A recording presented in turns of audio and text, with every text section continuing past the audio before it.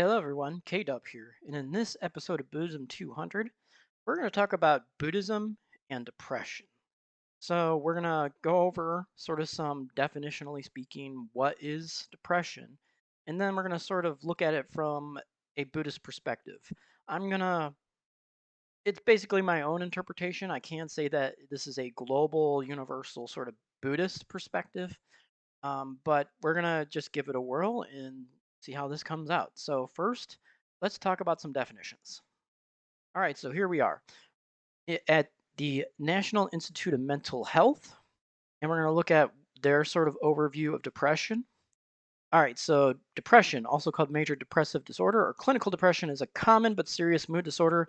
It causes severe symptoms that affect how you feel, think, and handle daily activities such as sleeping, eating, or working. To be diagnosed with depression, the symptoms must be present for at least 2 weeks and affect other areas of your life. There are different types of depression, some of which develop due to specific circumstances, which is really in the literature about depression now. There's a lot more research being done to look into specific circumstances and the link with depression. Major depression, which includes symptoms of depression most of the time for at least 2 weeks that typically interfere with one's ability to work, sleep, study, and eat. Persistent depressive disorder, also called dysthymia, which often includes less severe symptoms of depression that last much longer, typically for at least 2 years. Perinatal depression, which occurs when a woman experiences major depression during pregnancy or after delivery, which is called postpartum depression. That also, I think, would fall under stillborn, if someone delivers a stillborn. Seasonal affective disorder, which comes and goes with the seasons, typically starting in late fall and early winter and going away during spring and summer. And then depression with symptoms of psychosis, very severe form of depression where the person experiences psychosis symptoms such as delusions, which are disturbing false fixed beliefs, or hallucinations, which are hearing or seeing things that others do not see or hear.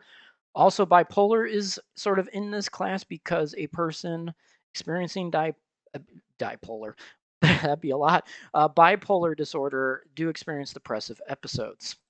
And there are also their experience of manic episodes with elevated mood. So we're just going to look at these symptoms very quickly. Persistent sad, anxious, or empty mood. Feelings of hopelessness or pessimism. Hopelessness, yes. Pessimism, I don't think so. Um, Opinion, not fact. Feelings of irritability, frustration, or restlessness. Feelings of guilt, worthlessness, or helplessness. We get a lot of these at 988. Um, in the Lifeline, loss of interest or pleasure in hobbies and activities, decreased energy fatigue or feeling slowed down, difficulty concentrating, remembering, or making decisions, difficulty sleeping, early morning awakening or oversleeping, changes in appetite or unplanned weight changes, thoughts of death or suicide attempts, aches or pains, headaches, cramps, or digestive problems without a clear physical cause that do not ease even with treatment, and suicide attempts or thoughts of death or suicide. So this is very serious, extremely serious. So I sort of want, before we get into a Buddhist interpretation, I want to just reinforce that depression is extremely serious. It can have very serious effects on many people. So if you or someone you know is experiencing extreme depression, it can be acute or long term, where suicidal thoughts are occurring frequently, please get in touch with either 988. So 988 is the suicide prevention and crisis lifeline.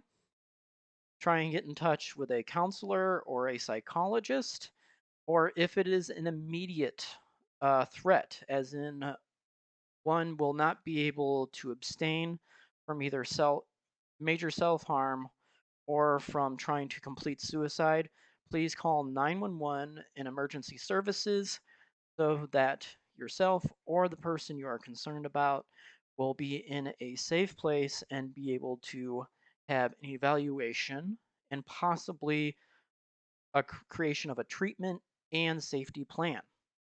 So that is important information that I wanted to share.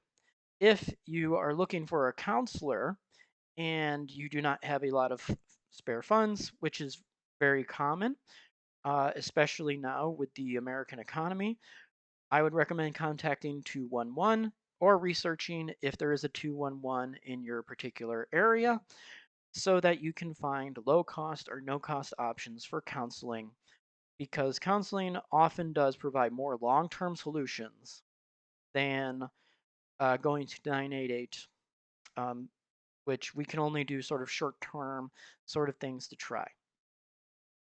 All right, so that's my whole spiel about those particular services. So, from a Buddhist perspective, what are we looking at when it comes to depression? Is it a good thing? Is it a bad thing? Is it somewhere in between? And based on my interpretation of the teachings of the Buddha, it's something that's very neutral. It's something that many of us will probably experience. It's actually very common. It's just the experience is to certain degrees. A low degree for this person, a very high acute degree for this person, a persistent degree for another person. And so it's it's more of a sort of neutral thing. It's sort of bound to happen. It's a mood disorder that affects feelings and actions, and all of those things are sort of neutral. And the effects may not be neutral at all. It may have severe consequences. But the depression itself is sort of viewed neutrally. There are some that may see that depression is absolutely 100% bad, because spiritually speaking, it's very difficult to try and aspire spiritually when one is in a depressed mood, because of the feelings of hopelessness, and the self worth just goes down to, with bottom levels. It's very difficult spiritually to try and progress when having those types of feelings, which means that it is actually something that be taken very seriously, not just for the physical consequences and the mental consequences, but also for spiritual practices. It can be a very big hindrance. But there's also another side. So this is, and probably people will look at me weird a little bit when I say there's a positive side to depression. And it's just not my viewpoint. This is also a viewpoint of the Venerable Estamika, who's of the Theravada school, so very similar interpretation to me, where depression is actually a good thing because we are now seeing the world from a different perspective. And the Venerable even went on to say, people who are experiencing depression don't have the rose-colored glasses on. They're seeing the world from a different perspective and starting to see it as it really is. So, oh my gosh, even if I accomplish this, it doesn't even really matter because people will forget. Some people might say, well, that's very pessimistic. From my perspective, that's actually a very realistic viewpoint, because eventually we all die, right? And so our legacy is carried on somewhat by family, right? But eventually all family members are going to die as well. And so in reality, that is a valid sort of perception. It might make you feel good. Yes, I have a very good reputation. I have an awesome uh, work record, and that legacy, is great. And yes, that is great, and it's wonderful to see that in the here and now, and celebrate it. But in the big picture of things, 100 years from now, 200 years from now, it could be completely forgotten. And so, why cling to that would be sort of the Buddhist sort of question. Why are we clinging to legacy? Why are we clinging to family line, continuing that legacy? Why cling to that? Because even that's transitory. It can't be taken with us after death, for example.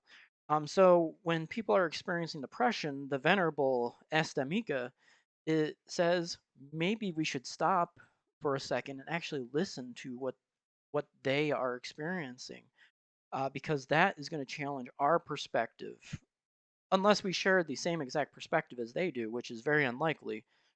It might be similar but not identical. And so there's that other side where yes, so yes, depression is not exactly the most desirable outcome here. But at the same time, we're seeing the world differently when we are in that sort of experience. And so at the same time, it's teaching us more. It's giving us more to contemplate, more to reflect on. And we can sort of put it through the Four Noble Truth filter too.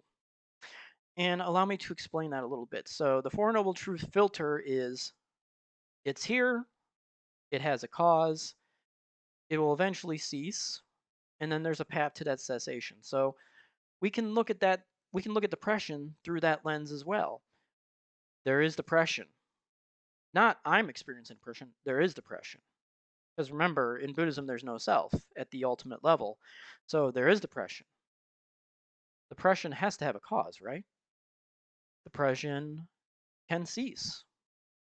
And there's a path practice leading to that cessation. Now, it's sort of complicated because depression is episodic. Someone may have a depressive episode and it lasts a little while, and then they may have quite a bit of time where they are free of depressive symptoms or very limited depressive symptoms where they're able to cope very well. And then another sort of depressive episode happens because X, Y, or Z. Um, only the person, sometimes even the person experiencing it can't really put their finger on what the sort of cause is.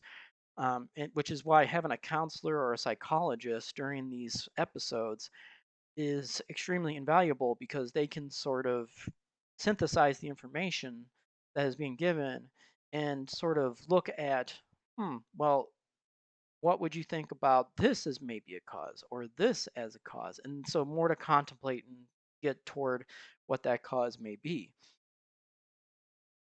And so I think ultimately, when it comes to depression, the Buddhist perspective is very much a human perspective of, well, yeah, there are certain aspects that are not desirable. As a matter of fact, some people may see they're bad, especially some of the outcomes.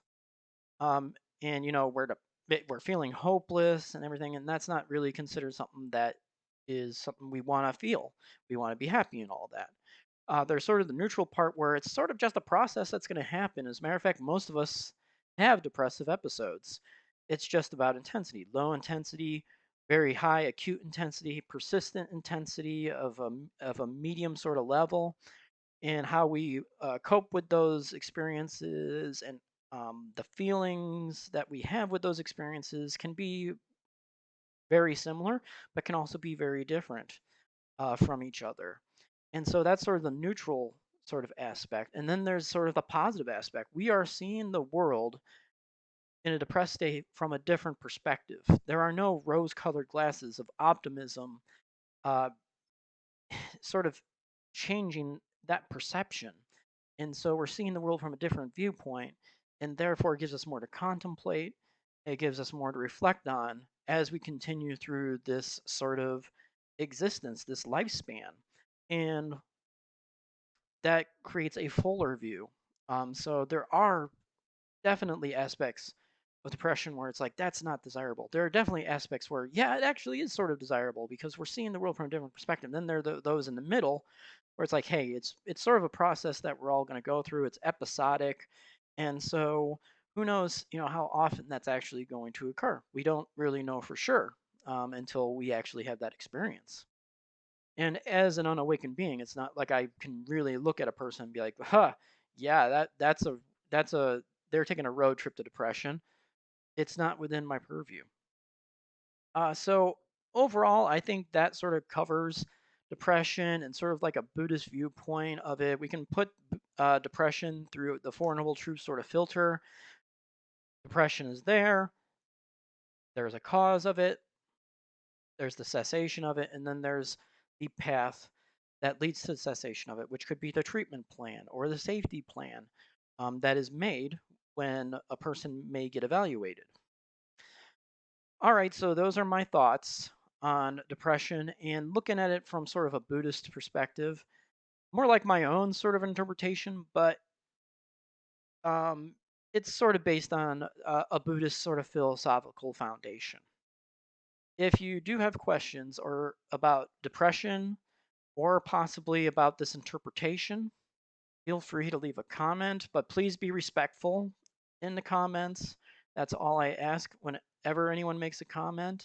Just be respectful about it. If it's an opinion, say, well, in my opinion, and then state your opinion. All right, so anyway, if you have questions about maybe this perspective that I have, please put that in the comments.